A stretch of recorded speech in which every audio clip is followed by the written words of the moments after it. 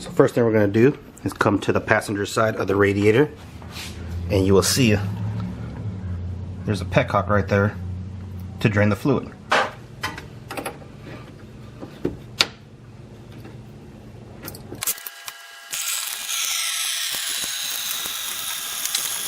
Now with the radiator drained, we're going to go ahead and take off the upper radiator hose.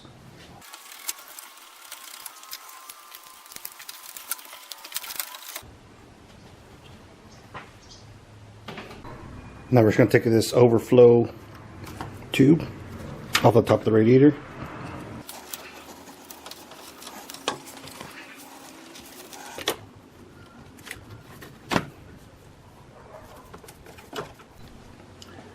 Now we're going to go ahead and take off this fan shroud. It's held on by 4 10mm bolts. One up here, one down here on the passenger side, and on the driver's side, one up here, and one down there.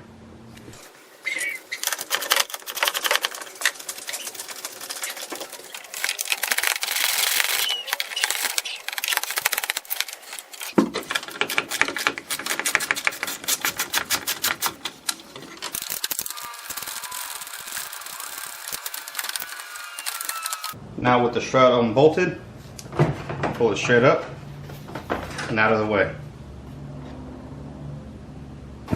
Now we're going to go ahead and disconnect the transmission lines. I got a pan to catch the fluid.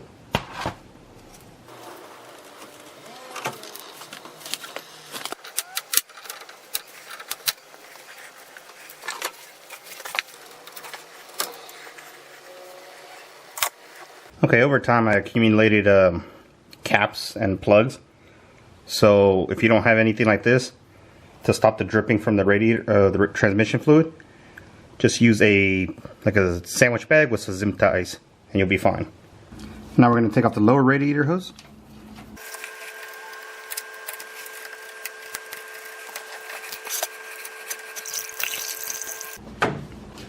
Okay, now for the 4 mounts. So on the passenger side, this is the top one.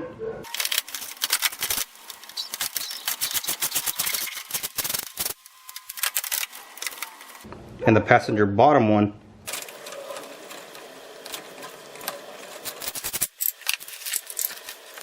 here's the driver bottom,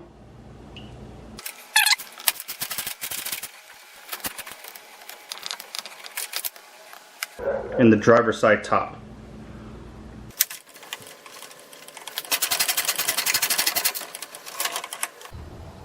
Okay, so now with all 4 bolts out of the front, now we're going to go ahead and lift up this radiator out.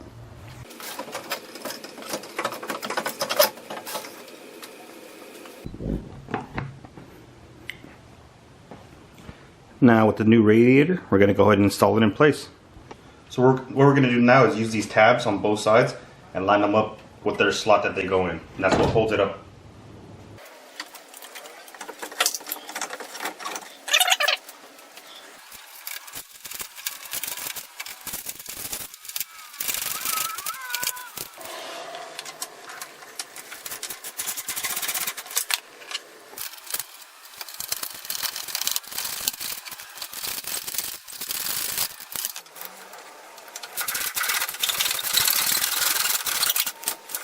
So I couldn't find what torque to put the radiator mount bolts, so I'm only going to snug them up till they stop moving and then give them a quarter of a turn.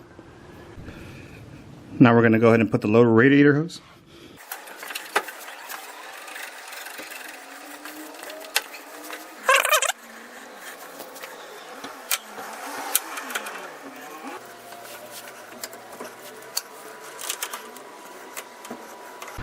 So now we're going to go ahead and put the shroud, and here are the driver side mounts and the passenger side mounts.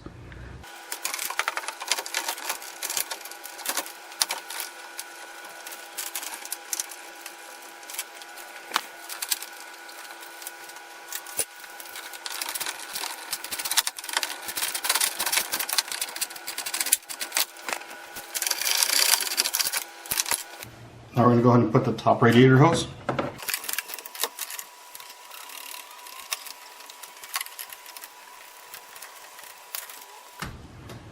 And plug in this overflow tank. Now we're going to go ahead and fill it up.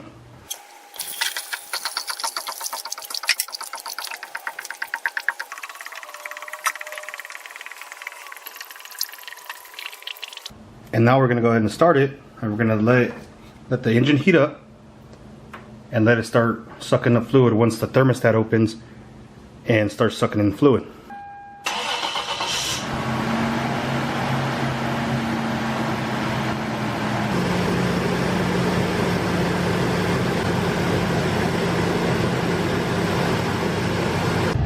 So we're also going to put it on heat, on high, and on defrost to get the heater core fluid in there also, so it bleeds the system fully. And we're also going to keep an eye mainly on the engine temperature. We want to make sure it doesn't spike. So keep an eye on that, let the engine get hot, make sure you're getting heat from the vents, and then we should be good.